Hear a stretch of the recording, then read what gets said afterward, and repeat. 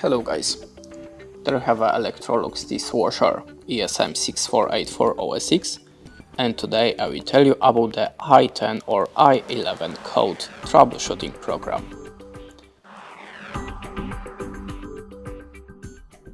So, the possible cause and solution for the i10 and i11 code is make sure the water tap is open. Make sure that the pressure of water supply is not too low. For this information, contact your local water authority. Make sure the water tap is not clogged.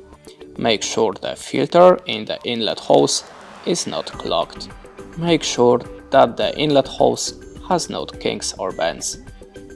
That's it. Thanks for watching. Leave us a like, recommend, and goodbye.